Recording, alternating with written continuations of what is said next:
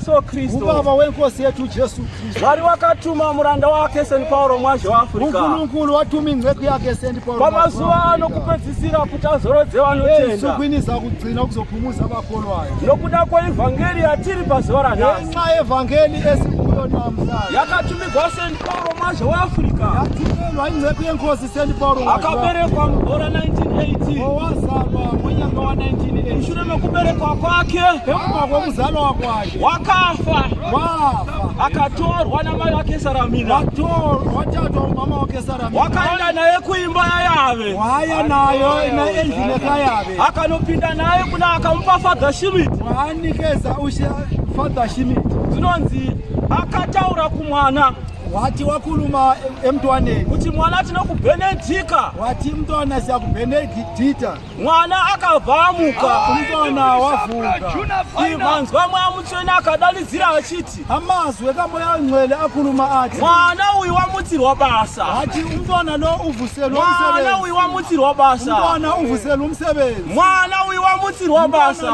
uvuselwe umsebenzi basa re-recreation of Africa umsebenzi wokuvuselela iAfrika zvino basa rataunganira tese pano iwo umsebenzi esiuhlanganele ndiyo ivhangeri yakarwirwa iyona ivhangeri yanelwa yakaonekwa mugora 1934 yabona onyakeni apo muranda waMwari apa makumi matsvene kuambwa entabeni zasegubambwa achiti ndakaona Ishe Jesu agere mudombo ndabona inkosi yethu Jesu ndakazomona zvakare ari mutsime nambona futhi ehlezi zvino ndoumambo hwatiri hwaivhangeri ndibona ubukhosi vhangeri yekutumwa kwakaitwa Paulo mwaje vhangeri yokuthumwa zvino panguva ino yese vatatu pazuva ranhasi elangenda namhlanje tinoda kutenda Mwari wamasimba ose sifuna ukubonga uNkulunkulu wamandla wonke wakafemera Mweya wake Mutsvene wapefumulela umoya wakhe oyingcwele kuvatungamiriri vakasarudzwa nemuranda waMwari vakhokheli bonke abakhethwa ngoSt. Paulo mwaje mushure mekuti Satani waronga zano emva kokuthi Satani singahleli auya sadhenja sajairi abuye njengodhenja wapinda nesuo ravatungamiriri engene ngesuo ravo sokuonekwa akaitwa naSt. Paulo mwaje ngoba wabona uSt. Paulo mwaje nokuti pakutanga anoti akauya sajairi ndikamurova ngokuba uthi ekuqaleni wabona pechipiri akauya sadhenja akakundwa wesibili wabona njengodhenja wahlulwa zvino panguva yakazozvazi esikhathini ebonwe kuthiwa wangu wamukunda asi handichaoni wathi yebo sengimhlulile kodwa angisaboni simba ndinaro asi handichaoni amandla ngisesenawo kodwa zvinanotaura iye achiti ukhuluma yena ethi wakazopinda nesuo ravatungamiri wangena ngomnyango wabakhokheli asi Jehovha Mwari wamasimba ose Jehova uNkulunkulu haana kuramba akanyarara akazange athule nokuda kuti ivhangeri yake ndeyechokwadi kuba ilizwi lakhe evangeli kuzadzisa shoko rake rakataura asi ndandingarambira kanyarara pamusoro pesauro asi ndichakurutsa wangu mutsoni wavanhu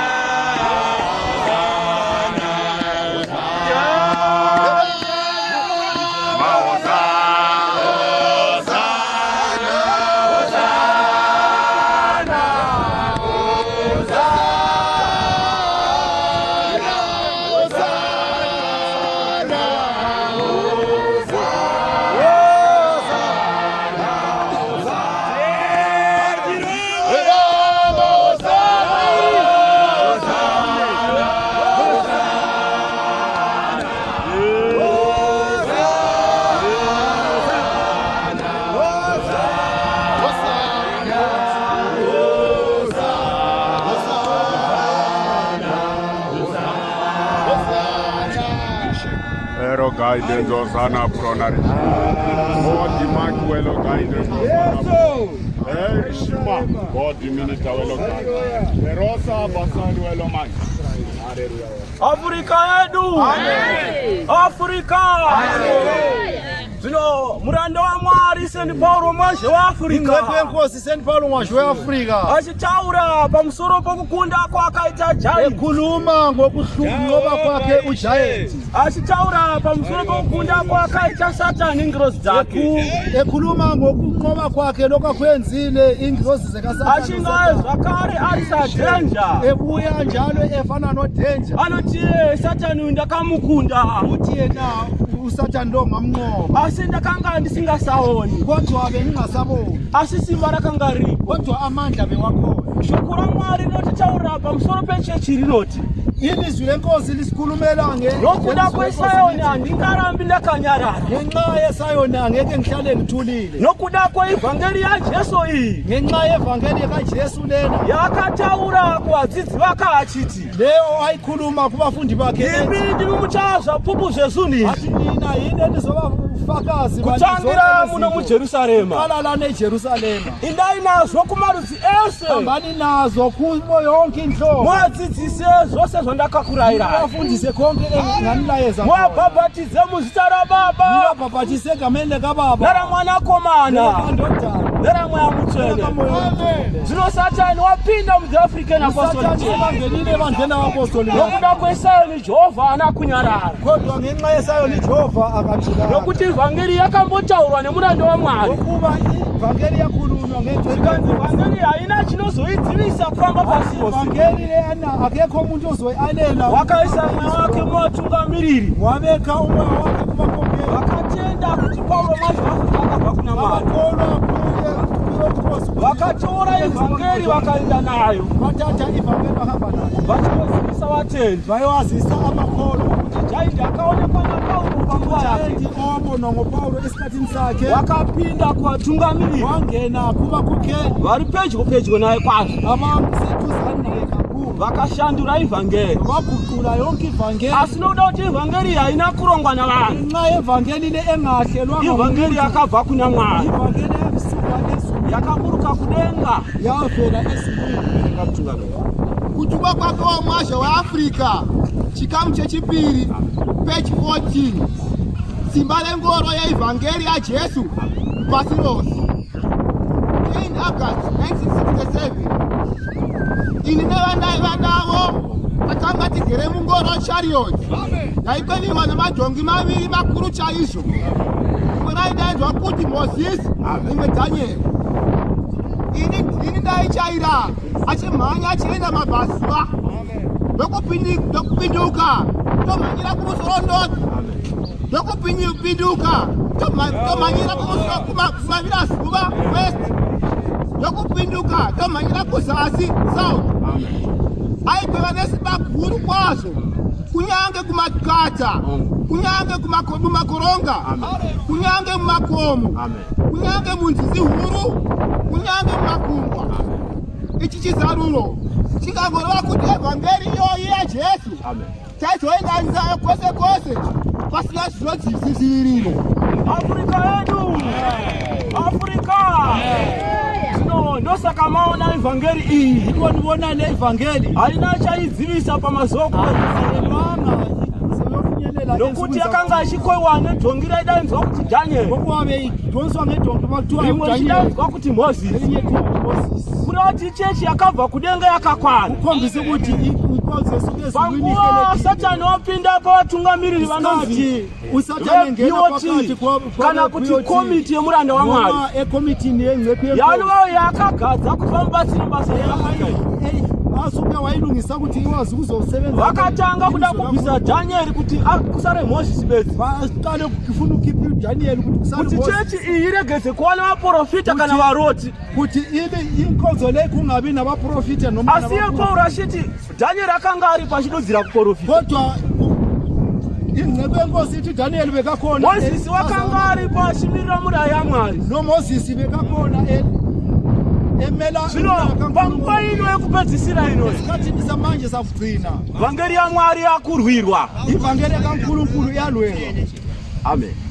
Ndinotenda mutungamiri kududzira mweya mutsvene waMwari kusho umoya oyingcwele zvino kaNkulunkulu. panguva ino yekupedzisira iyi esikhathini samanje sakugcina tikaverenga bhuku yemuprofita Dhanieri 12. masingabheka kuDaniel 12 Muprofita Dhanieri achitaura achiti iye uprofita Daniel mayekhuluma ethi yena zvenguva yekupedzisira esikhathini sakugcina zvichaitirwa vanhu vaJehovha Mwari pamazuva okupedzisira kuzenzakelela abantwana bakaJehova uNkulunkulu kuchako kutambudzika kukuru kusati kwakambohapo kuzoba khona ukuhlupheka kubva kumahambo enyika. kusukela ekuqaleni komhlaba. Asi anoti ndakaona mutumwa mukuru Mikaeri Kodwa uthi wabona othunywe wakasimuka kuti arwire vanakomana vevanhu wasukuma kuti alwele avo abantwana vana mazita akanyorwa mubhuku yeupenyu amagama abhaliwe encwadini yakapiwa muranda waMwari achitaura achiti yanikezwa ingceko yenkosi ndakazopiwa tendero yokubata bhuku yamakristu. yanikezwa imvumo yokubamba incwadi yamakristu. Zvino shoko raMwari rinotaura richiti Izwi lenkosi likhuluma lithi pamazuva ekupedzisira anaya esukwini sakugcina lezi vanhu vaMwari vakurwirwa nengirozi inonzi Mikaeri. abantu abaningi bahlulwe yingilozi yekaNkulunkulu. Ndosaka maona kuti BOT yaramba yakamira yikho nibona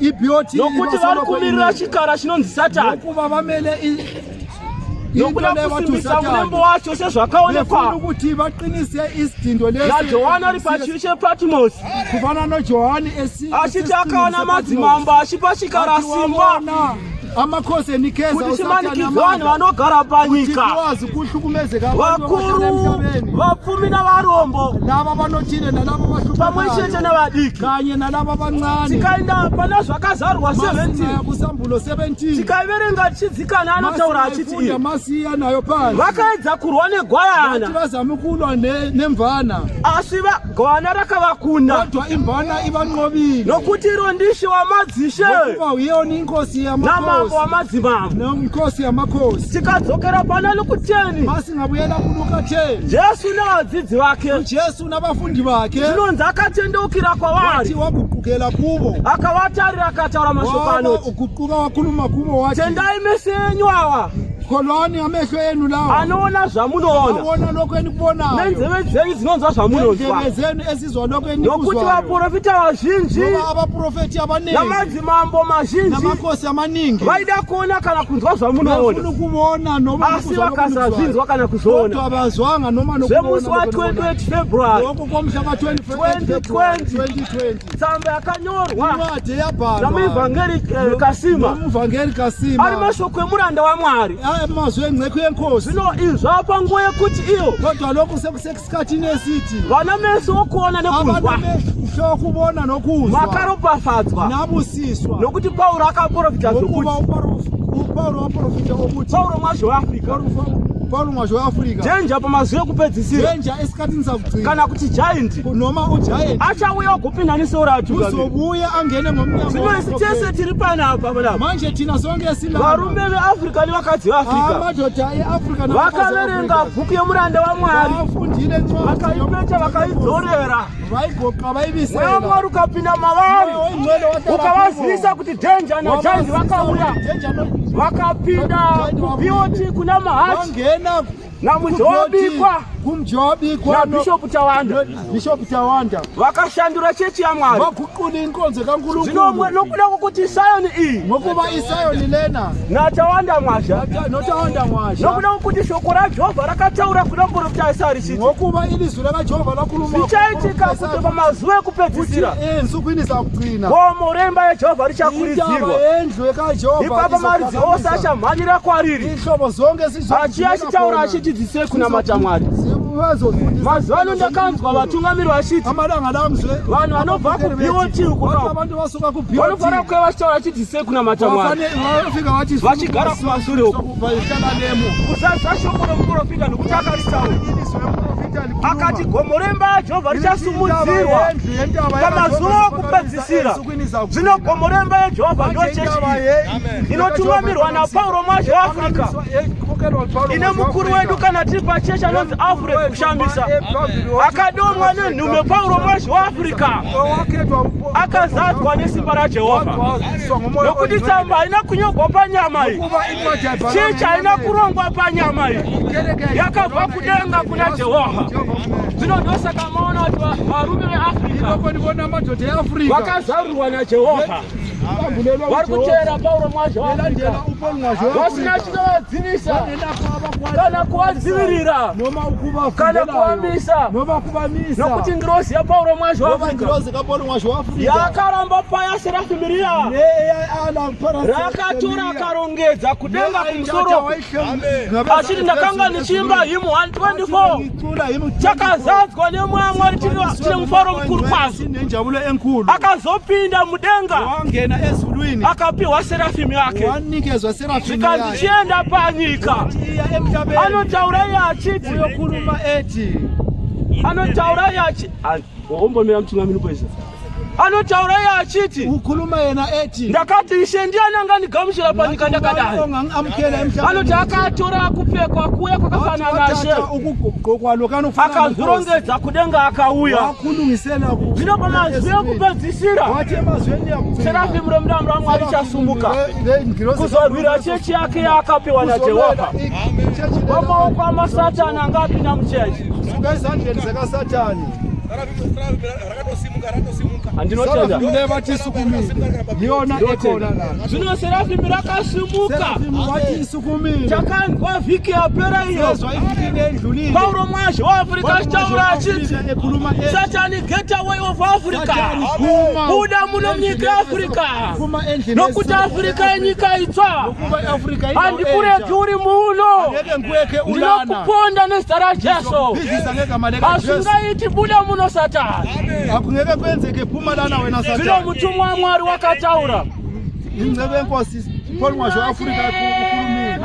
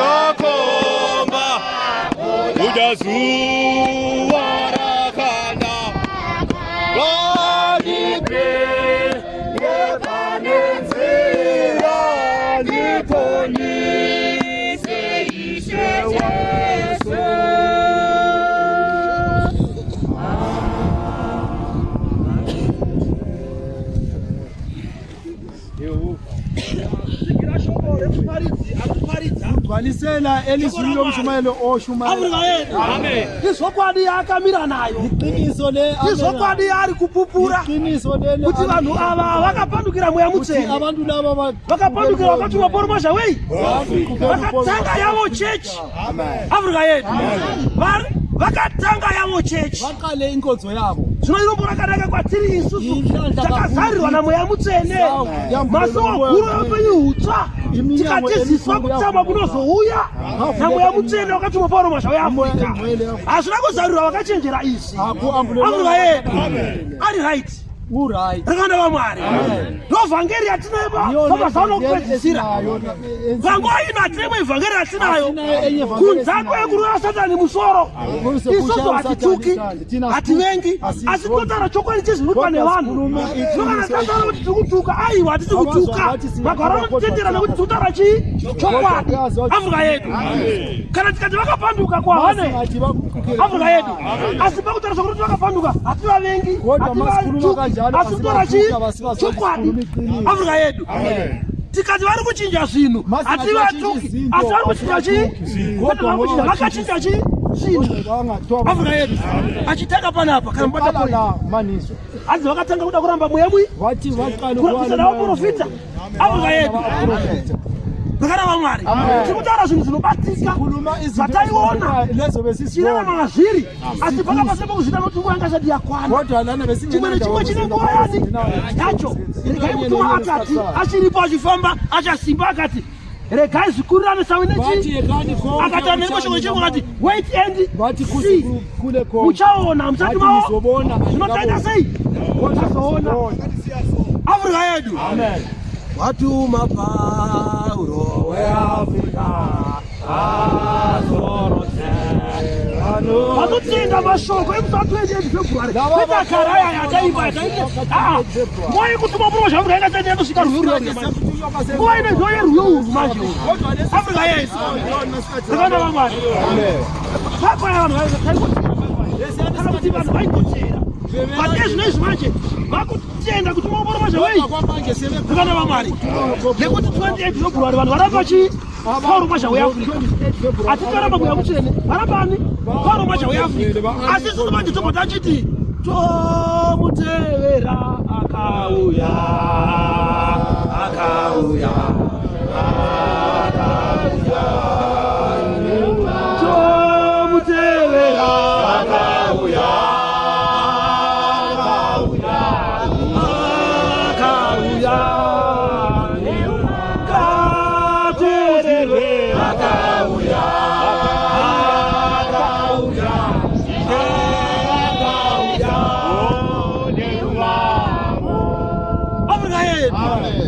panguva iyoyo vapanduka nyamutsvene zvobva vakubata nesimba. Afrika yedu zvirema ndobva zvakuchifamba meta makumbo ndobva zvachisunungurwa vasina vana uchitonyanyisa kutirwa vasina mabasa uchiya kusunungurwa even kunyange vasina mabasa asi mufaro yatowanda pakati pani pavo nokuti vana Mwari.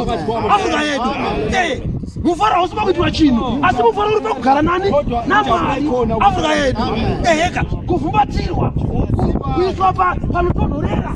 Afrika yedu ndovhangeri inamuparidzi ndovhangeri iri panapo. Afrika yedu nekuti mweya mutsvene pawakati Afrika kushamisa ndiye mukuru ari pachechi. Afrika yedu paitwa chipo chemotokari yatingerwa mutuma yayo yekudhura yakanaka yaiya.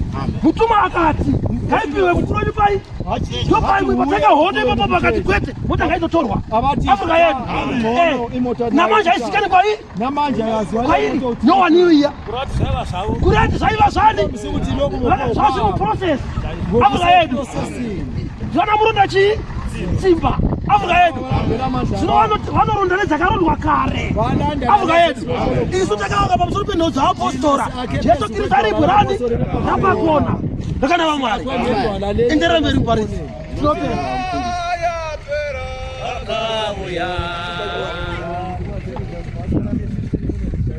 Afrika yedu Afrika tinotenda nokuda kwokuti siyabonga ngenxa yokuti vhangeri yaMwari kana ichiparidzwa, ivhangeri kaNkulunkulu ishumayelwa, inofanira kutsigirwa. ifanele isekhetwe. Tichizoona kuna Paulo mwazhe waAfrica, sikuona konke lokhu kuPaul mwazhe waAfrica, nokuti paivhangeri achitaura kuti 1940 ngoba bekakhuluma ethi 1940 ati ndakaona uroko ruchipukuta kudai, athi ngabona isandla sisula, pakanyogwa kuti recreation of Africa, kwabhalwa kuthiwa recreation of Africa. nobva uya kwatiri isusu akati wabuya khithi thina wathi basa re-recreation of wathi Africa umsebenzi we-recreation of ibasa Africa rokuti munondibasira kusika kutsha umsebenzi wokuthi nisiza mina ndini ndinosika Africa itsva iyi, yimi ongidala ndimi muri vabasiri vangu, nina ningabasizi bangu. zvino tiri kumutsigira paivhangeri. namanje siyamsiza Saka ivhangeri iyi hatifambi tiri tega, ivhangeri iyo ne asihambi sodwa, uye hatiparidzi tiri tega, kuti asishumayelisi sodwa, tinotsigirwa nengirozi navatumwa, sisekelwa ngengilozi nabathumiwe tichitsigirwa nevakuru kwatiri.